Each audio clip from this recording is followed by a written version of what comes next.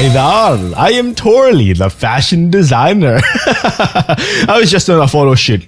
I'm not going to get too off track. What I'm here today to show you is the new view menu and beacons panel, or floater, or whatever you want to call it, window thing, in Second Life 1.22 and newer.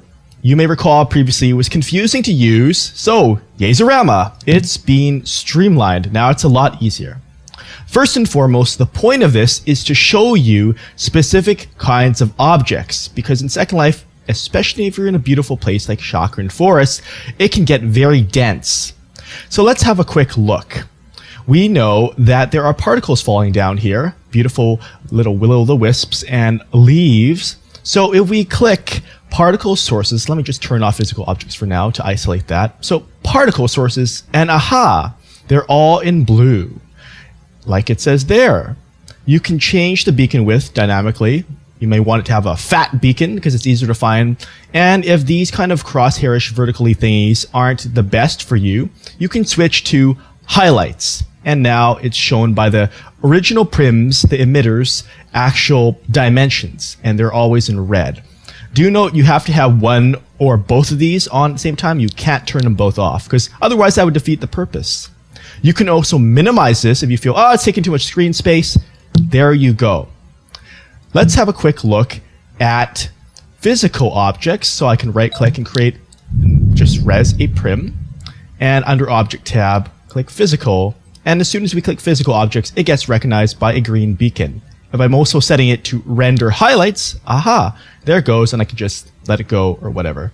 And of course, I got to select it so I can delete it. Don't want to leave a mess in the force, even if auto return is on. The other ones here are pretty self-explanatory. Scripted objects with touch only, I'll turn these off, are of course scripted objects that you can touch to interact with. They can bring up a dialogue, they can do other sorts of thingies. Wee, oh, that's a cool jump. But they show up as well too. And for all objects with a script objects, yeah, there's a lot of them. There is a lot of mechanics under the hood. But go ahead and try that out. One more, sound sources. This is good if you want to find where those beautiful noises coming from. Or if you're being griefed, it can also help you track down the trouble spots, and those are in yellow. So there's a lot of ambient noise here. If I turn on the sounds, we're going to hear bird song, right? And it's coming from all around us. As we can see, there are numerous objects. And again, if it becomes too cluttery, you can just turn off the beacons selectively like that.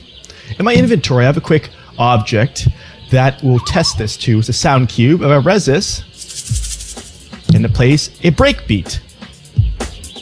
As I get closer, it gets louder. As I get further, it gets softer. I know there's a lot of bird song.